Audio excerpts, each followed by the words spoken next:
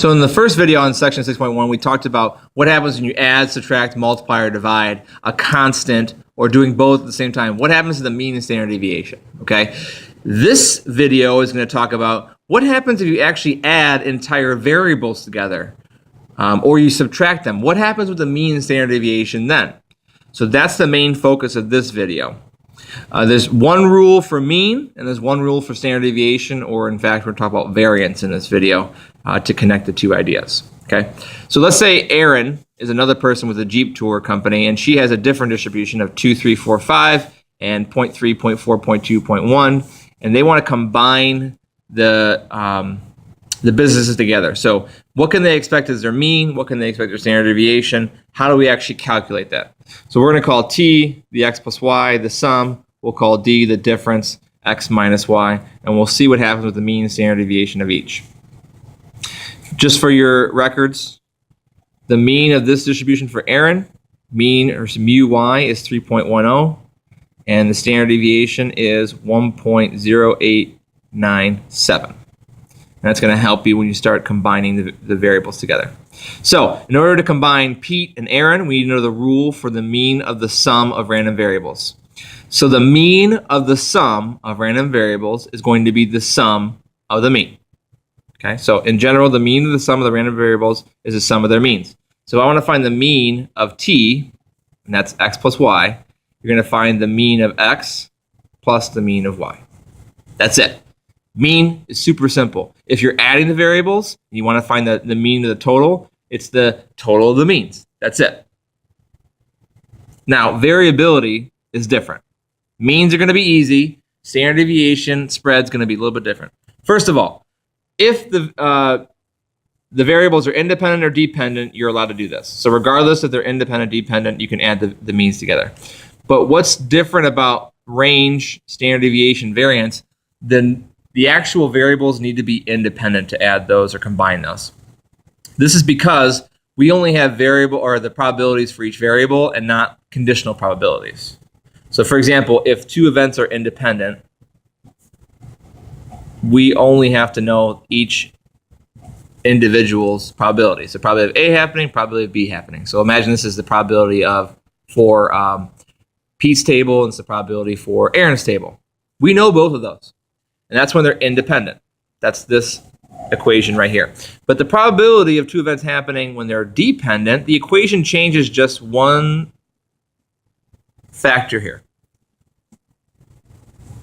And it's that second factor. We have probability of B given that A happens. That's what's called the conditional probability. Here's the issue. You can actually do this in a more advanced stats class, but in this class, we're not giving out this in the table. This is nowhere to be found in Pete's or Erin's table, so therefore we cannot do this. So this only works if the two variables are independent. Whether or not they're independent, you will have to be able to determine that. So if one event has no effect on the other event happening or not happening, and vice versa, then they're independent. So for example, two events could be rolling a die and flipping a coin. The event of one has nothing to do with the event of the other, so they're completely independent. Dependent events could be drawing a card from a deck and then not replacing it and picking a second card. Because you don't replace it, the deck is now different, so therefore whatever you picked the first time affects the second pick. So you have to be able to judge those independent random variables. So a more official way of saying this is, if knowing whether any event involving X alone has occurred tells us nothing about the occurrence of any event involving Y alone, and vice versa, reverse that statement around, then X and Y are independent random variables. So if they're independent, you've checked, you've decided to find their measures of spread, you're actually going to add their variances together. This is the rule. The variance of X plus the variance of Y is going to be equal to the variance of the total random variable. So in general, the variance of the sum of several independent random variables is the sum of the variances. It's very simple. One little thing, we don't give variances when we report important information about the table. I've given you so far mean and standard deviation. Luckily though, the variance is very easy to find if you have the standard deviation. It's just the standard deviation squared. So once you have sigma y, sigma x, you're going to square them, you're going to add them, and then to find the standard deviation of the total, you're going to square root both sides, much like when you solve Pythagorean theorem equation. Okay? Now, you can't add the standard deviations because of this statement here. The square root of a squared plus b squared is not equal to a plus b. It's a common misconception that's true, but it is not. Therefore, you can't add standard deviations together. You must add the variances. So, while mean of a total is super simple, you just add the total of the means. Standard deviation and variance, slightly more complex, but not a whole lot. You're just kind of squaring numbers, adding numbers, and square rooting them. Okay? So, let's go to an actual example. We're going to write out for the mean standard deviation of the combined total businesses of Pete and Aaron. Pete's going to charge $150. We've already done that one. Aaron's going to charge $175. Okay? So we're going to call, we already called Pete charging $150C. We're going to call Aaron charging $175E. We only have Aaron's mean standard deviation for number of people. So here's what I'm going to do. I'm going to go ahead and give you the mean and standard deviation of Aaron's money she takes in. Okay. So the mean standard deviation for Aaron, the mean is 542.5. And the sigma is 190. I want to make sure I have this correctly. 6975. And in case you forgot, the mean of C, standard deviation of C, those numbers are 562.5 for Pete, the amount of money he takes in, and we have 163.46. So, first we're going to find the mean. So the mean of the total, we'll use T. If your equation looks like this, if your total amount of money is just going to be C plus E, the mean of the total is going to be the total of the means. So mean of C and the mean of E. Luckily, we have these two numbers right there. So the mean of the total is going to be 542.5 plus 562.5, which gives you a total of 1,105. So their average combined total amount of money they take in on average is $1,105. See, the mean is simple. Standard deviation. Standard deviation, you have to work through the variances. So we're going to use this equation that we just talked about on the previous page. The variance of the total is going to be the variance of the first variable plus the variance of the second variable. Now, we don't have variance, we have standard deviation. So what you're going to do with those two numbers over here is square them. So when you plug in this number, 163.46, it's in parentheses and it's squared. Because you only have sigma C, not sigma C squared. This number here is going to be 190.6975 squared. Kind of ran out of room there. So that's this number over here, squared. So sigma t squared, when you square those numbers individually and then add them together, you get approximately 63,085.66. This is the variance of the total. We don't really talk about variance. We talk about standard deviation. So luckily for you, it's a real simple next step to go from variance to standard deviation. The only difference here is you're missing a square, which means you need to square root both sides.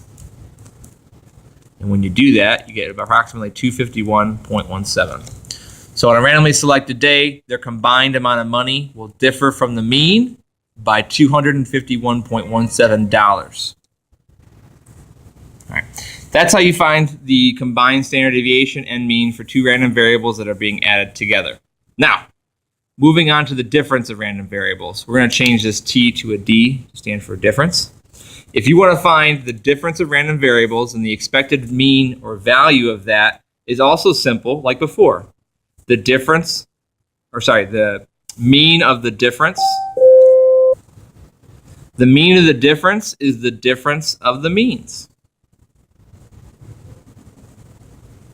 So the mean for both adding and subtracting will be the same as the equation itself. So if you're subtracting random variables, you subtract the means. On the previous page, we added random variables, so we added the means. So in general, the mean of the difference is the sum of the differences. Okay? Sorry, the mean of the difference is the difference of the means. Now variance, you may think it would change to a minus sign. So you may be thinking to yourself, well, if that's how mean works, then the standard deviation and variance works the exact same way. No, it actually won't. It'll be plus again. So whether you're adding or subtracting, the variance equation will be the exact same thing. This is because you can't have a negative variance or standard deviation. So if you were to put a minus sign in here and this variance was larger, you'd create a negative value, and when you try and square a root, you'd create an imaginary number, and then you wouldn't really have anything to measure with. So it's going to be sum here. Again, so whether it's addition or subtraction of the random variables, finding variance would be the exact same thing. So if we wanted to find the mean and standard deviation of the difference between Pete and Aaron's businesses, well, we would need the same things again. So we'll do the mean and standard deviation of Pete business, and then the mean and standard deviation of Aaron's business, the money she takes in. I'm going to rewrite this from the top. So 562.5 for Pete, 190.695. Sorry, 163.46. And then for Aaron, 542.5 and 190.697.5.